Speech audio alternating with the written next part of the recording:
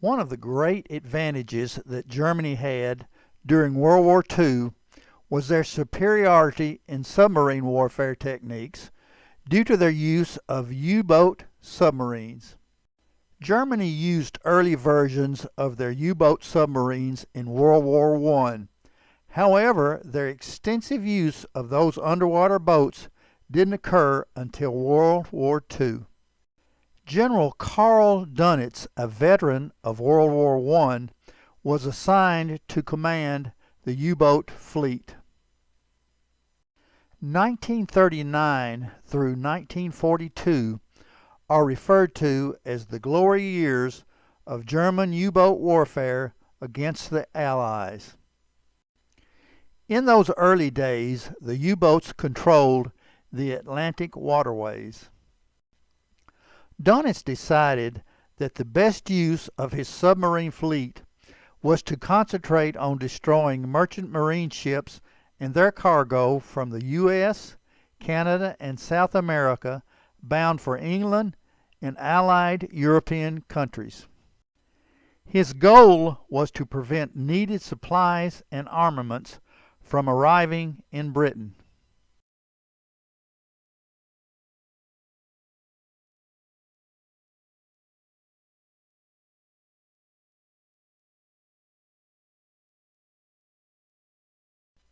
Those tactics proved to be very successful in the early phases of the war.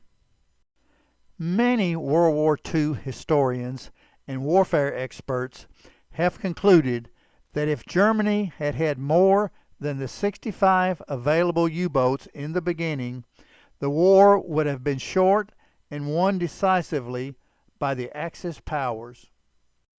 British Prime Minister Winston Churchill later wrote, quote, "The only thing that really frightened me during the war was the U-boat peril." U-boat commanders developed a very successful tactic of working together in groups called wolf packs to locate and attack a convoy of boats. To give an idea of how devastating the German submarines were early in the war, consider these facts. During the first year of service in the war, the U-boats sank 438 merchant ships, an aircraft carrier, and 11 other warships. The United States entered the war in 1941 as a result of Japan bombing Pearl Harbor.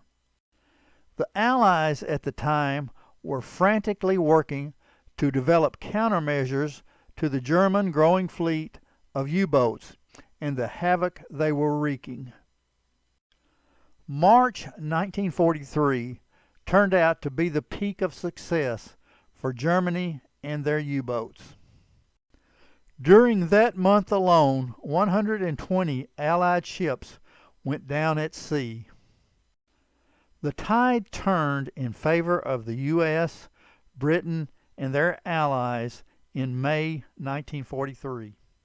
All the countermeasures to the U-boats that were being developed at the time were starting to become operational to the detriment of the submarines and their crews.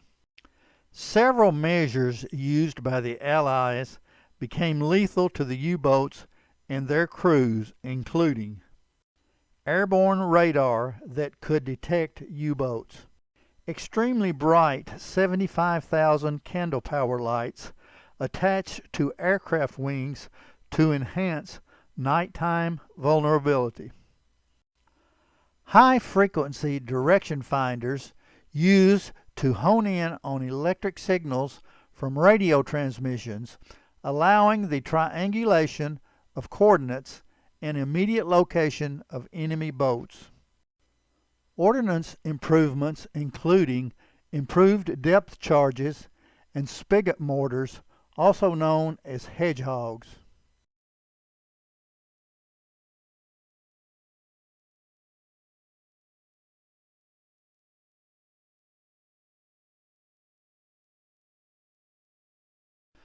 All of these improved weapons and tactics were important in defeating the major threat of the U-boats. However, one other breakthrough was probably more important than all the other developments combined. The Allies were successful in breaking German Enigma codes, which up until that time had not allowed communications within the Nazi military to be translated. In addition, raids on German weather ships and U-boats themselves yielded code books and equipment that allowed new codes to be translated soon after being introduced. This speedy decoding of messages was important in directing convoys away from wolf packs and in the interception and destruction of U-boats. Once the technical advantage of stealth was lost to the Germans, U-boats quickly became obsolete as effective fighting machines at the disposal of Hitler and the Nazis. In fact, the once formidable submarines became ineffective and, in essence, death traps for the sailors on board. Later in World War II, only 1 in 10 U-boats sent to sea returned to port from patrol. In spite of the dismal performance of the U-boats at this critical point in the war, Germany continued to send them out on missions. The vessels had become such a focal point of pride and propaganda for the German military that they felt it would cause a substantial loss of morale if their use was abandoned. Throughout the war, new and improved U-boat models were being introduced to try and stem the tide of successes for the Allies, but to no avail.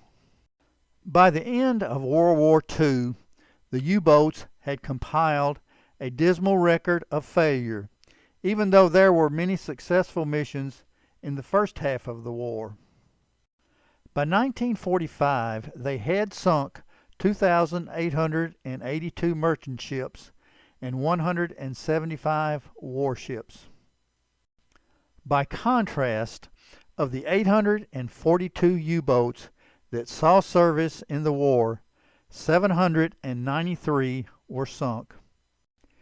Given those staggering statistics, one can only conclude that the naval struggle in the Atlantic Ocean was deadly and devastating to both sides. Admiral Dönitz, the commander of the U-boat fleet throughout the war, remained loyal to Hitler. After Hitler's suicide on April 30th, 1945, Dönitz became the second Führer of the Third Reich. On May 7th, 1945, he surrendered German forces to the Allies.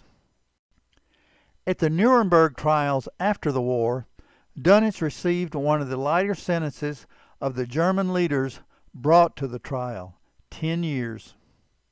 The Allies said of Dönitz, he fought hard for his country, but fought cleanly. The sailors who served as crewmen aboard the U-boats mostly suffered a much harsher fate. Of the 39,000 men who set sail on the U-boats during World War II, 29,000 perished. The Allied victory at sea against a formidable foe was pivotal in the total war effort against Hitler and his Third Reich. If you enjoyed this video, give a thumbs up, click on the bell for notification of future videos, and most importantly, subscribe to the channel. As always, thanks for watching.